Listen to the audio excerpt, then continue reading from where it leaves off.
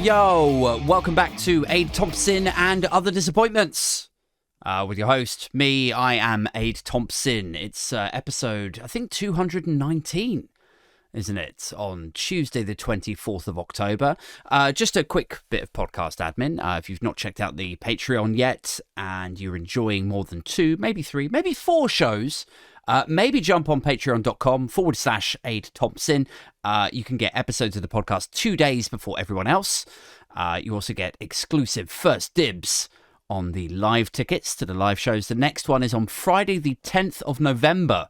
I'm appearing at the Riot Society. That is with Super Tansky, Danny fucking Price, Marina Perkis, Dane Baptiste. Who else? James Bennison. It's going to be good, man. It's going to be a good laugh, that one. There's still some tickets available. You can find a link in the description of this show. You also get an RSS feed for the podcast episodes, by the way. So that's cool. You can plummet straight into your Apple Podcasts player or Spotify or whatever is your chosen podcast player of choice. You get access to the Discord chat, a live instant chat. I pop in there every day, say what's up. All of my Patreons are in there, and we talk rubbish about whatever's going on in the news. We talk about upcoming gigs. Oh, and I'm doing live, like, in-person meetups as well.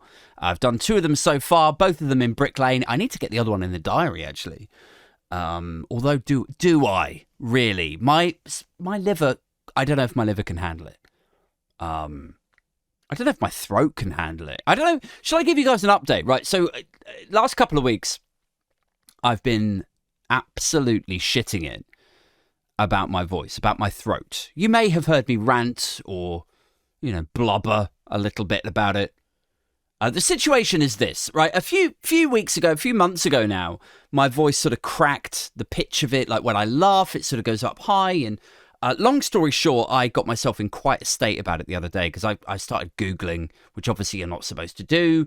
And I saw that the symptoms of your voice suddenly going very deep or, going very high pitch and it not resolving itself, I saw that symptom was part of laryngeal throat cancer. And so I obviously started spiraling and obsessing over it.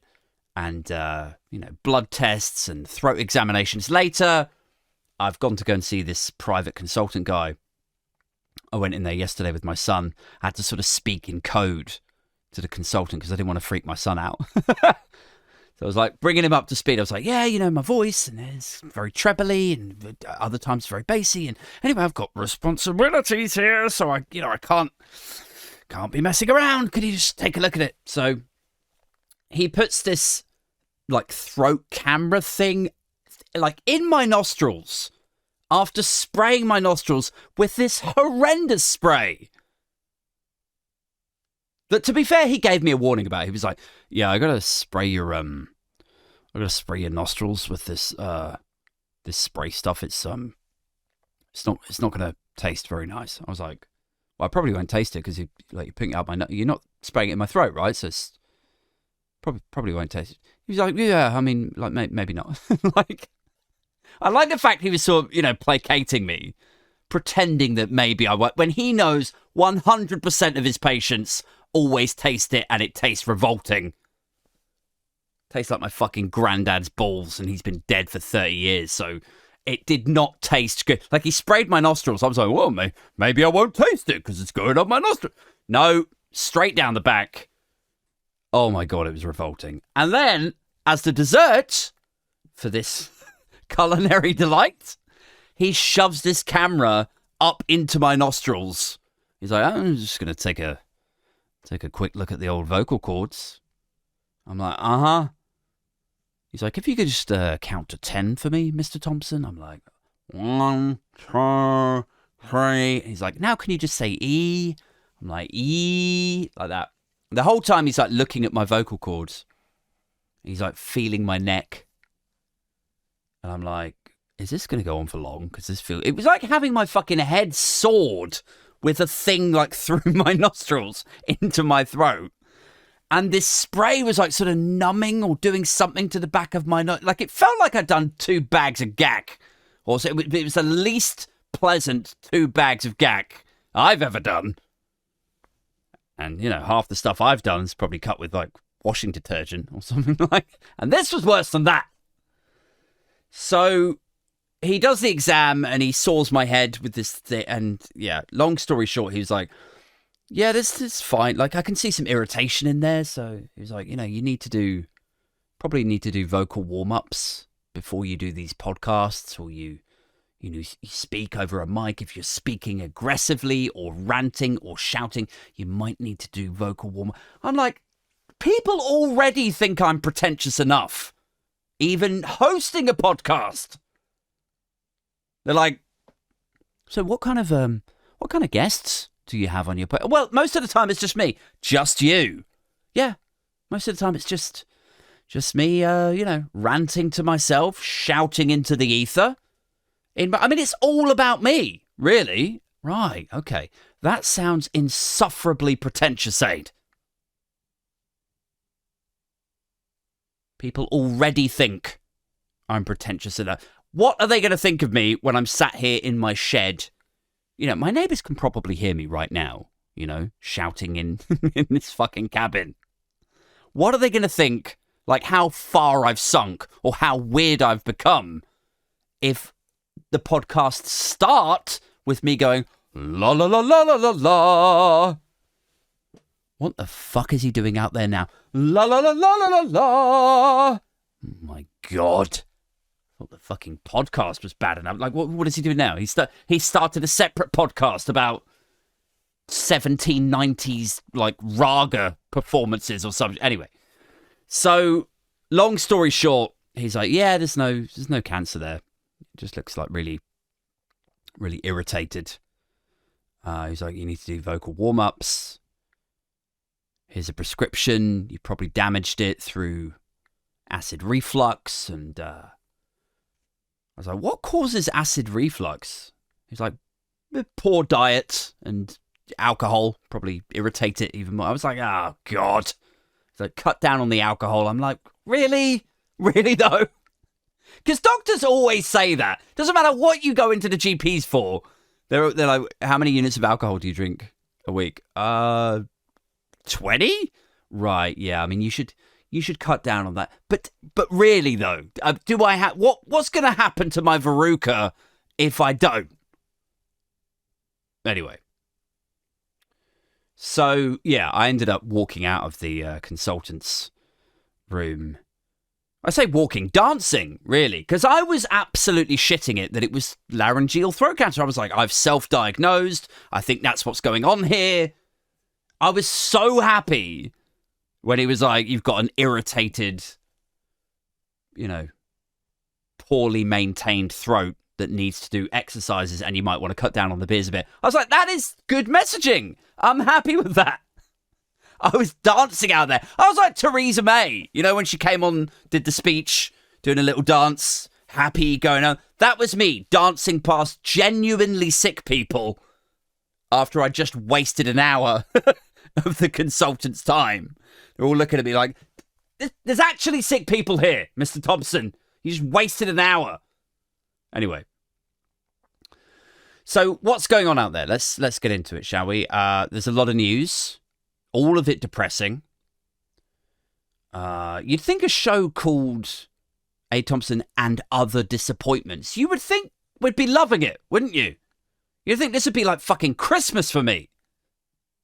All the depressing, awful news out there. But no, obviously it is, it's absolutely fucking abysmal out there in the world of politics and news right now. As I said on last week's show, this podcast started as a sort of fantastical, whimsical look at what the world might be like if the technology and politics of today crescendoed to a darker, more jarring tomorrow. That's how it started. Like the first few episodes of this, which was like 2 years ago now? Nearly 3, actually. The first few episodes were like, it's very tech focused. It was like AI and robotics, and what's going to happen when robots take everyone's jobs.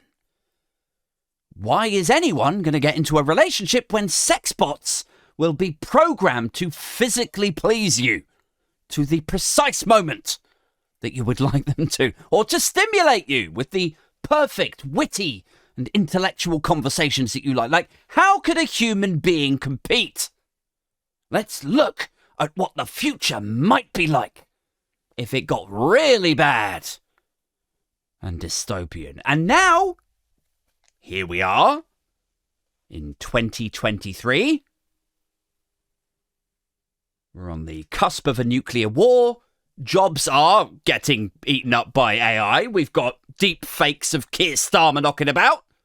Well, we don't need the fake version, lads. All right, this one over here, the real one is as predictable and robotic enough as we require. It's like, Sir Keir,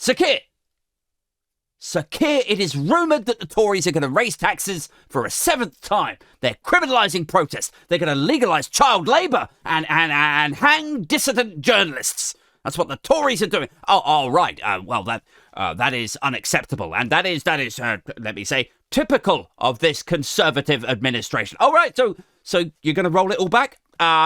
Probably not. All right, okay. Who had probably not? Oh, everyone did. Did you? Everyone had. Okay. Bugger. Well, we all win 5-4 odds or some shit. Everyone wins 20 pence. Anyway. Yes, now we're here. 2023. Everything is bad. And this show is no longer a fantastical, whimsical, dystopian look at what might go wrong. It has become a current affairs show. On that note, let's try to get into this, shall we? Let's try and find some funny in the dark, depressing world of this unforgivably shit timeline. So what is actually happening out there? There's floods up north, in the Midlands. I don't know if you've seen this, as the news coverage has been quite understandably dominated by the situation in Gaza. But this Storm Babbit thing, am I saying that right? Storm Babbit. It's a weird fucking name for a storm, isn't it? Storm Babbit. It's got a bit wild. Like, I didn't even know it was a big thing. You know? Storm Babbit was coming. Like, my girlfriend was flying back from a 40th birthday holiday thing, like with her best mate last week. And she was like, oh yeah, just make sure that you keep an eye on the flights, because there's talk of a storm over there. And I'm like, you know, I've got like a 2-year-old and a 7-year-old like climbing over me while I'm on the phone. They've been breaking shit and winding me up for a week. And I'm just like, yeah, okay, fine. Storm, whatever. I'll see you at 7:30 in the morning. It's fine. And then the Gaza stuff, you know, exploded, and no unfortunate pun intended there, but it's just, you know, it's been dominating the news. And yes, I suppose also because the bulk of this flood storm stuff has gone wrong north of the M25, then the mainstream news hasn't really given it the attention that it would have done had it happened in Farnham, Surrey, sort of thing. Like, if things go wrong in Surrey, or Maidenhead, or Greater London, obviously then it's news crews, you know, there in a second, isn't it? It's, you know, ITN, Evening News have travelled to Farnham or Maidenhead or whatever. And then they get the retired posh people on camera, distraught that their double garage of their 5-bed detached is flooded, and they can't believe it's gotten this bad this quickly, and actually we're thinking about going and staying in our second home in the south of France. You know, it's that sort of stuff, if it happens in the southeast. But up north? Up in the Midlands? Then not so much, right? It's sort of, you know, it's only breached the periphery of my news junkie brain because fucking Therese Coffey ended up all over Twitter this afternoon or this morning, like, She got filmed pretending to give a shit as some devastated mother of two ripped into her for the total lack of help available. Therese Coffey is the Environment Secretary. Like, I don't know if you saw that, right? But fuck me, it was brutal. It was brutal for Coffey because she got told off. Like a naughty school kid for, I don't know. Like, what do sociopathic school children do to each other? I don't like to. They twat each other around the head with a broken table leg or pour sulfur into each other's school meals. Like, I don't know. Anyway, she got told the fuck off by this mother of two who was like, look, we tried phoning the local authority. They told us to go to the leisure centre, but that was closed. Then I had to sit in a pub car park for an hour. Then I called the police. Nothing. Then the fire brigade. Nothing. Nobody is helping. Nobody knows what to do or where we should go. You know, she's just telling her off. And Coffey just stands there, emotionless, pretending to give a shit. Acting is what she's doing.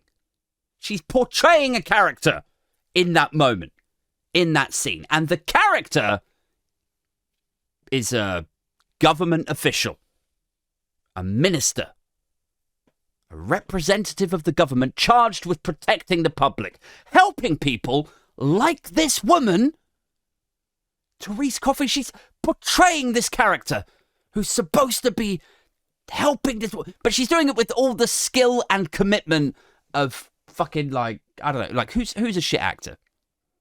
Keanu Reeves? Billy Baldwin? Someone like that. Like, but whoever's shit at convincing people that they're a human being with a heart, Therese Coffey could march into that audition and take your fucking cookies. She could just rob them of the role. And probably the director of his cigar, too. Fucking Daniel Day-Lewis, she ain't. Judging by her performance on Twitter. Anyway, Storm Babbit. So, 7 people have died from Storm Babbit, I'm led to believe, by Sky News. 7. 7 people have died, which is, like, I feel like, like, I don't want to jinx it, or like sound like I'm mocking the dead or anything, but I feel like if a storm can take you out, you know, like not a hurricane or a tornado or a tsunami or whatever, like just a storm, right? If a storm can take you out, maybe you're not made for this world, you know, like doesn't that feel like a bit of a pissy way to go? You know, doesn't that feel a bit light to anyone? Like, we've just come through a pandemic, haven't we? Deadly influenza, hugely transmissive. Then we got this threat of nuclear war. We could be fried tonight if Putin has a sudden change of heart. We've got climate change singeing on the horizon. We've got food shortages incoming. I feel like if you can't handle a bit of drizzle and wind, maybe it's best if you check out now. You know, like, maybe you're catching the early flight here. Like, you wouldn't jump straight in the ring with a heavyweight if you're 8 stone 5, would you? You'd get pummeled in front of your girlfriend into a thready mess. You'd be a state. You could barely handle the cardio of jumping around the ring. I don't think you're ready for an uppercut from this fella. You know, and you look over in the red corner and there's this one-eyed, toothless motherfucker growling like a fucking American XL pit bull or some shit. Just, you know, you're not built for this, is what I'm saying.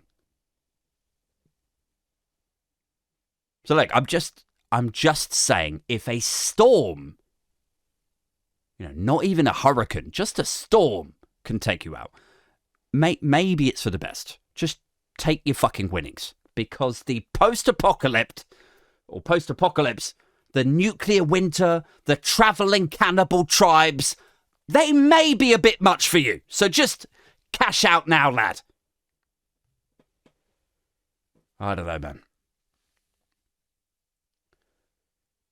It must be wild being in Gaza right now. I mean, look, apart from anything else and everything else that's going on there, I mean, it's almost 6,000 dead in Gaza now, which I was saying on a Punk Politics video earlier. I was like, when you think of the population of Gaza, it's somewhere between 1.5, isn't it, and 2 million people. So proportionately, most people in Gaza will now know or have heard about someone that they know or that their friend knows who has died or been impacted in some way by this bombing campaign. 6,000 people. And for what end game? What is actually being achieved? Are we all supposed to believe that these 6,000... they were all Hamas terrorists. Oh, well, amazing. That is very lucky that when you drop those bombs, it only took out 6,000... Absolutely not. Of course not. That would be ridiculous. Most of them, a gigantic proportion of them, will just be civilians. And so, I think I've beaten this horse to death, but basically where we're at is a nation's worth of incredibly radicalized, hateful, vengeful people will now be looking to even that score. And I expect that, excuse me, before too long, we'll see the rise of another ISIS or an Al-Qaeda, some sort of, if we're lucky, it will just be a tiny terror cell, but it'll be a group of people who are aggrieved, understandably, because they've seen their siblings and children blown to pieces. And they'll be looking at the states that have supported the people who did that, and they'll be looking to conduct terror operations, and we'll all pay the price for it. So, great. Good job, guys. Thank you very much, James Cleverly, Keir Starmer. Lucky old us. But it must be wild in Gaza right now, apart from all of the horrific bombing that's going. But imagine being there and knowing that, what all the horrible stuff that's going on. But then you pick up the news and you read what's happening in the UK, right? Because, I don't know, maybe you're thinking, well, the Brits are quite left-leaning and they marched against the Iraq war before and they won't stand for this. I bet they're out protesting. I bet they're rioting for us. So I wonder what the top story is in the UK when they're not talking about what's actually happening here. What's the top domestic news story in the United Kingdom? And they flip open the news and they're like, Storm Babbit kills 7. Wouldn't you be like, what the fuck? Is this some sort of fucking joke? Is it like a storm? A storm is the top story, really? 7 people died from a storm. I'm sorry if it sounds like, I'm mocking what's going on over there. I truly am not. I'm sort of, mocking our weird media ecosystem over here. If you were in Gaza and you were witnessing the horrors, right, firsthand, wouldn't you be fucked off to learn that the biggest domestic news story over here is that a bit of rain and wind had fucked up a few people's homes? Wouldn't you, and that a few mothers had reared up at whichever minister pulled the short straw that morning to go up there and then talk to them and listen to them and, wouldn't you be weirded? Oh my God, are they seriously covering a storm? How bad was the storm? Was it a tropical one? Or a tornado? Or something? No. It was just a regular UK storm. Right, okay, but did it tear up entire cities? Or no. It just it took out the power. And I think some drains flooded, and I think a few people's carpets got ruined. Right, okay, but I mean, we haven't had power here for 2 weeks now, right? And honestly, we would kill for flooded rainwater. We've been drinking out the toilet bowl for 8 days now. Yes, 7 people have died, and I'm positive that every life is precious. And I can't even begin to imagine the hurt and the mourning and everything that those families must be going through right now. But for every ounce of empathy I have for them, I'm a bit honestly, I would take getting washed away by English rain and banging my head on a telephone pole. I would take that over getting blown to pieces any day of the week. Anyway, in other news, I don't know if you've seen this yet, but it appears that Team Sunak are looking to scrap the bankers' bonus cap next week. So that's a nice little treat for us all, isn't it? This side of Christmas. It's a nice little uplift. How have you guys been coping with the cap on your bonuses, dear listeners? Are you looking forward to your bonuses returning to normal? Are you? Oh, me too. I mean, it really is amazing when you think about it. When you consider the moves that the government are making in their dying days of power.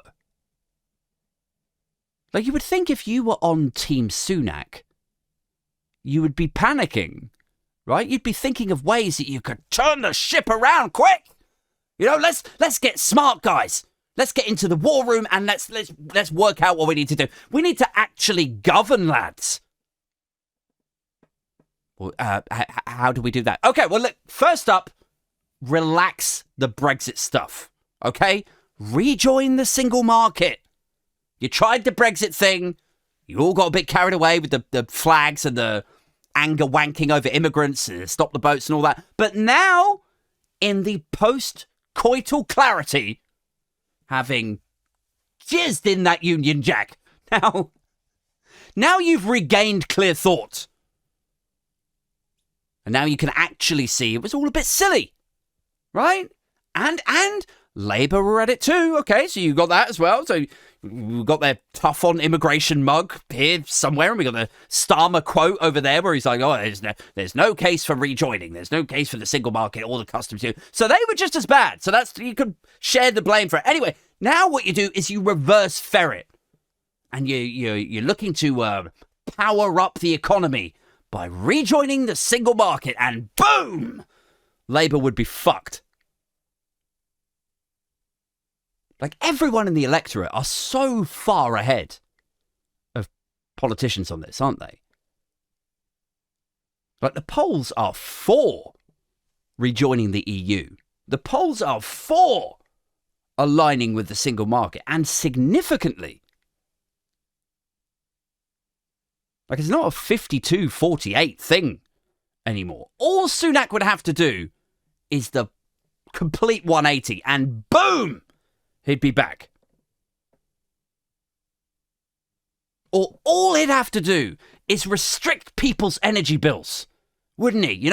Nationalise one of the energy companies, so the doubled energy bills that we're all still paying would be back down to 2019 levels. Or all he would have to do is put in a retail banking mortgage price cap so that mortgages and, therefore buy-to-let rents can't go much above 2019 interest rates. So the bank still makes some money, but people are protected. Inflation is brought down, and boom, boom, boom! Single market, mortgages, energy bills, people would be protected, Labour would be in trouble. And all of these initiatives are just there to roll out. They're like shiny, juicy, ripe apples glistening on the branch of the tree, just begging to be plucked. But what I love about all this, is this idea that they just can't bring themselves to help anyone, it's just not in their nature. It's so foreign to them. Like, even when it's self-preservation, even when it's, even when it would drastically move the dial on the polls for them, and maybe even keep them in power, even then, the hate, the sociopathy is just too strong. It's overwhelming. It's like, I'm sorry, I'd love to help. Honestly, I would. I would love to help you. And helping you would probably be the best thing for me and the rest of my god-awful party. But it's just that I just can't do it. I've tried. I've really tried. I've done everything. I've done every little thing except actually suggest any of that shit to my cabinet.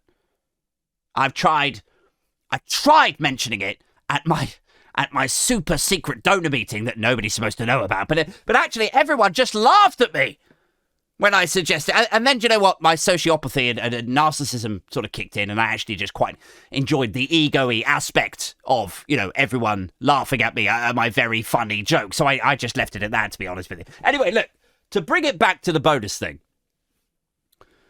it's just like you could obviously do all this stuff, Team Sunak, to repair your situation. It's there to be plucked and rolled. And look, don't get me wrong, I don't give a shit if you do it or not, because, obvious, for all I care, you lot could seal yourself in a barrel and roll yourself in a quarry, you guppy cunts. But you could do these things to actually help people in these last months in power. But what are you doing? You're spending your time and political capital and resources doing what exactly? What are they rolling out in these last few months of power? Bankers' bonuses are back. And what was it? Tax cuts for the rich was the other day, and cancelling HS2 and selling off the land for super cheap. Oh, well, I wonder who's going to get first dibs on buying it. I'm sure it won't be a donor or some, baroness who's lobbying a minister to use her partner's corporation or some shit. What was the other one? Oh, maybe we should cut inheritance tax. Oh, well, absolutely. Yes, of course you should.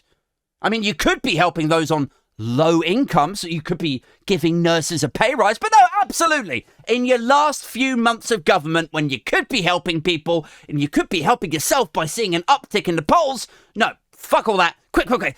Slash inheritance tax. It's clearly a priority. It's just all so tragically obvious, isn't it? This reversion to their true type. I think I said this on a punk politics video or something, or maybe it was a podcast.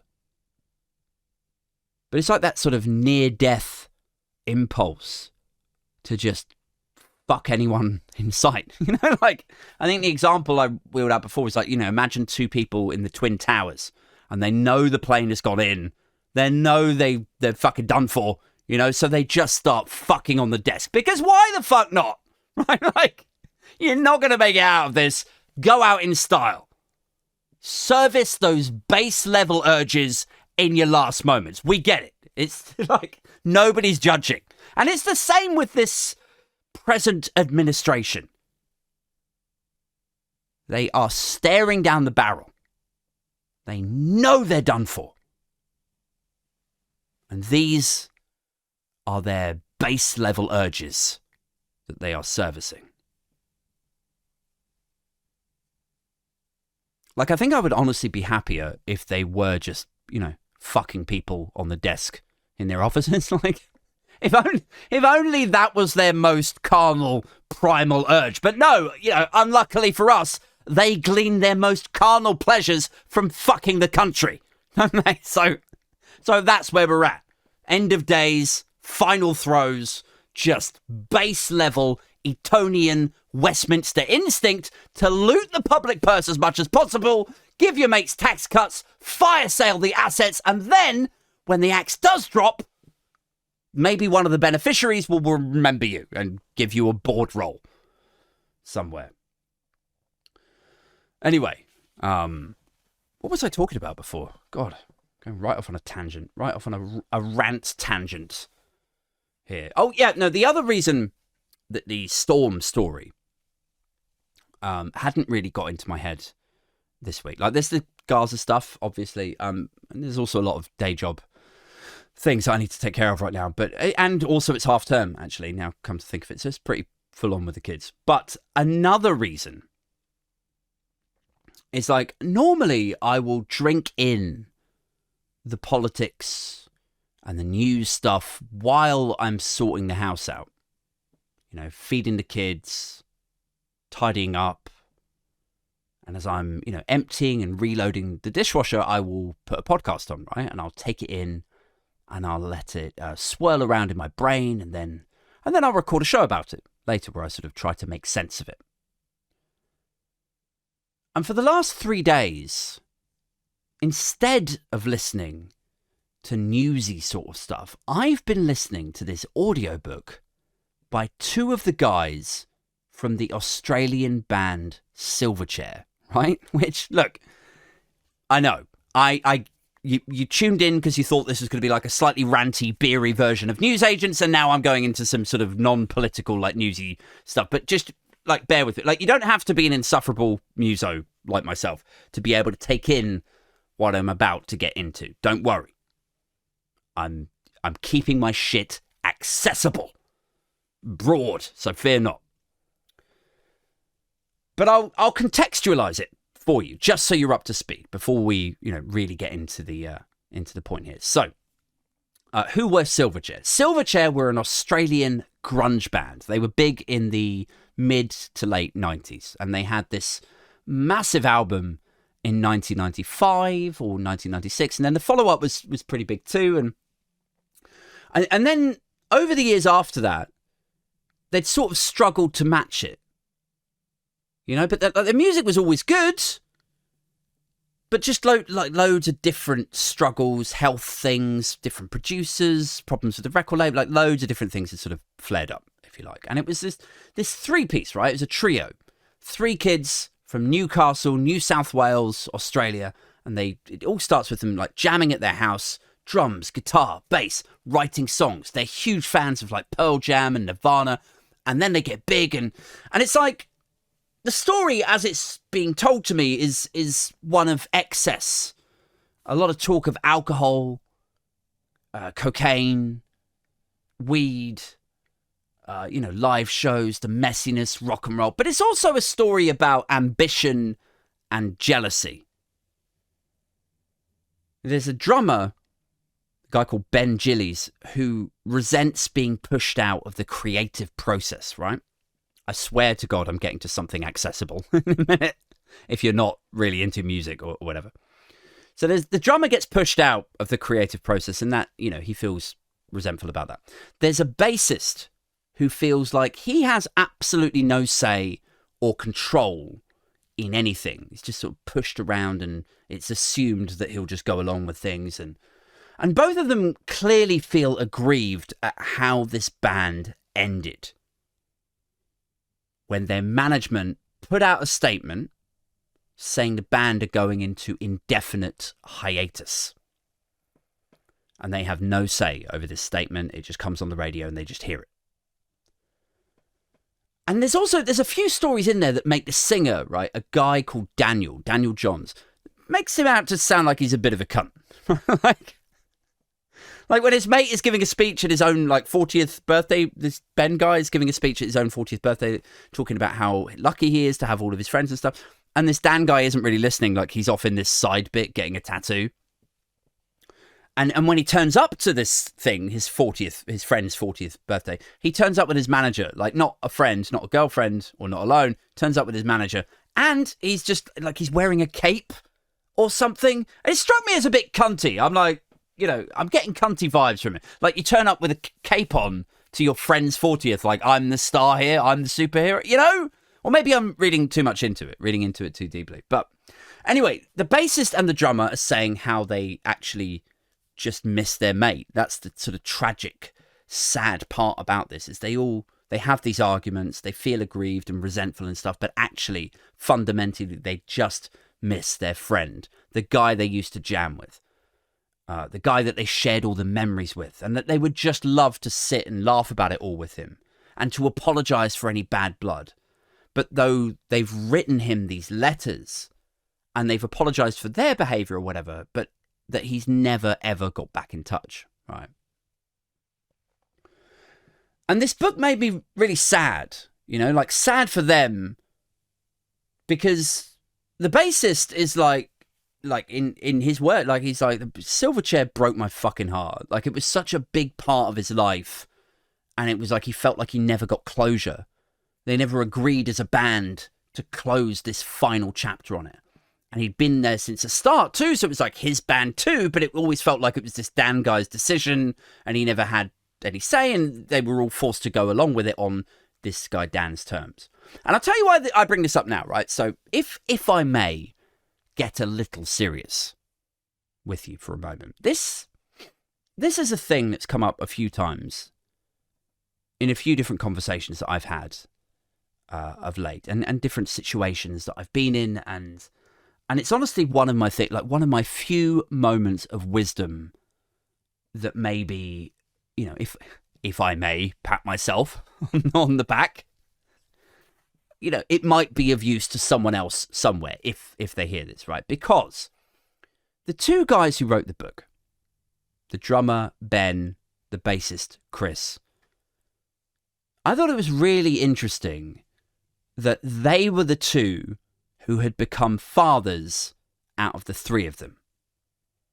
And what they found, or what they reflected on, was that life was just too short. You know, that they'd had these experiences, good and bad. They'd fallen out with each other.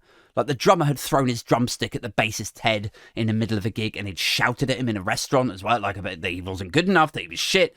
And it was just like they'd fallen out. There was a lot of problems there and whatever. But anyway, it was just interesting to me that these two, the bassist and the drummer, were the fathers, and they were the two who understood that life was too short to keep that sort of bad blood going, you know? Like, they were happy to write these handwritten letters to their mate, Dan. Like, look, if you need anything, get in touch. I miss you. I'd love to hang out. Meanwhile, I think it's interesting that this Dan guy is still, seemingly, from what I've gleaned of the book, he's still living quite selfishly. You know, like he's in that ego bubble. That childless, ambition-driven mode. I don't know if I'm really making sense or articulating this well enough. But, like, here's the thing. Anyway, the reason that it struck with me was, like, about 2 or 3 years ago, I sort of felt like life was too short too. You know, and it wasn't to do with making amends or sending out handwritten letters or, you know, offering olive branches. It was actually sort of the opposite. Right?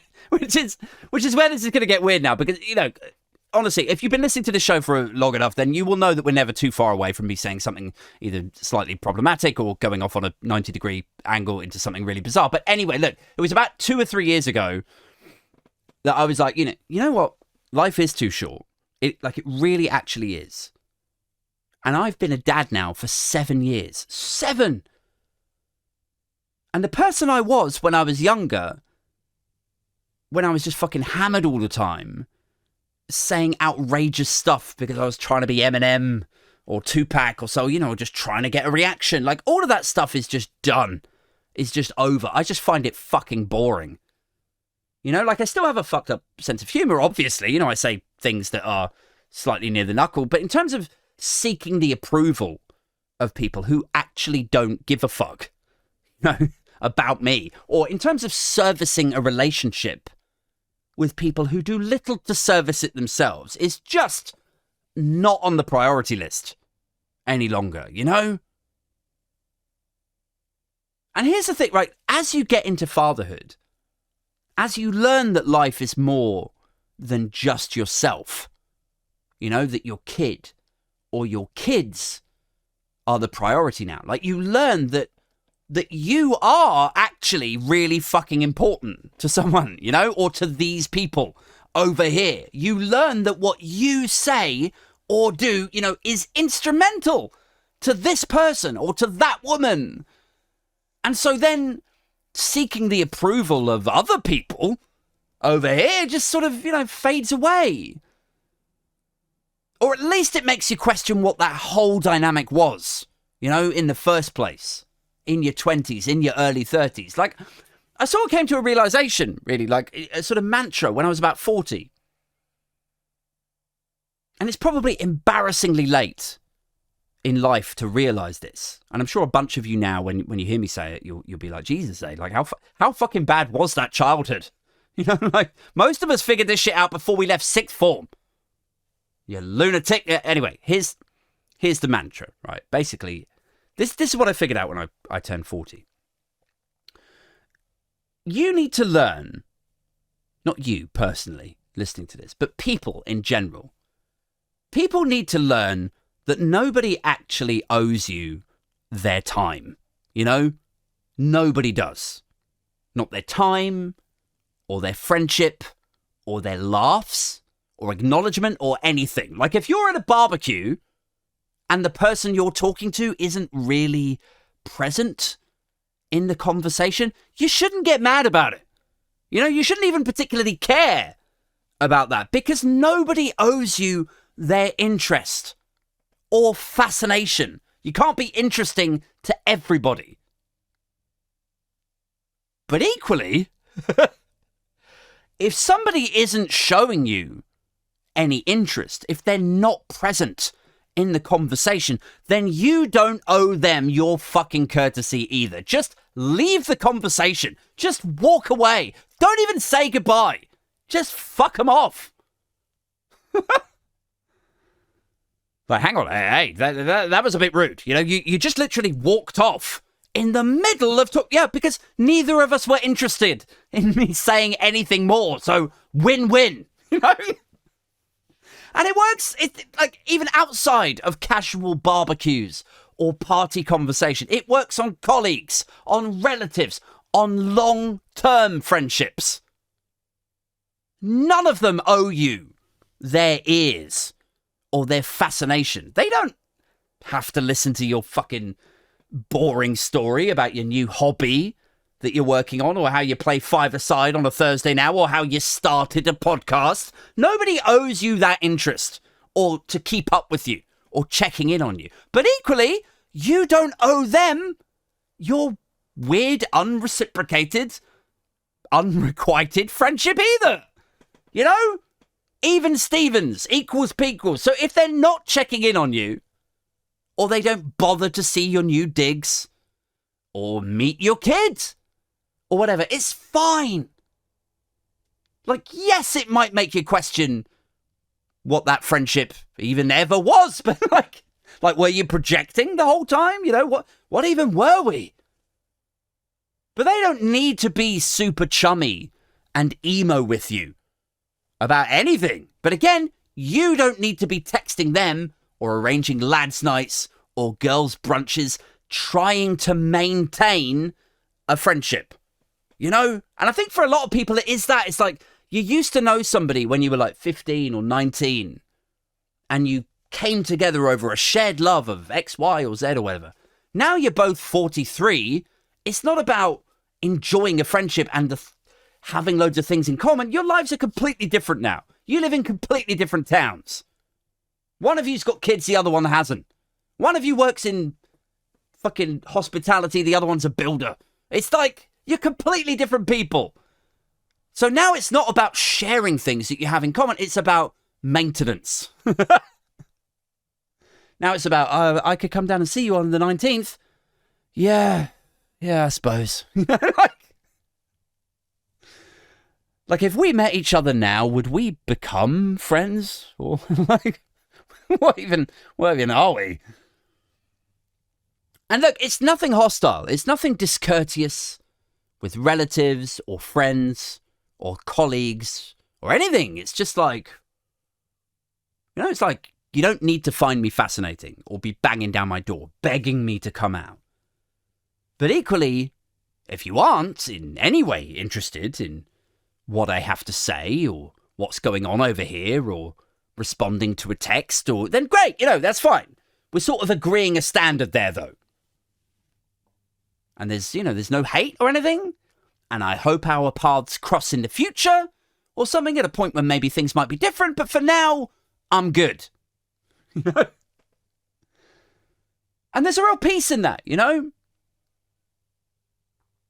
And so anyway, look, in listening to this audiobook, which I recommend, you know, if you're into grunge or punk rock from back in the day, it's called Love and Pain by Ben Gillies and Chris Joannou. I think I'm saying that incorrectly, but of the band Silverchair.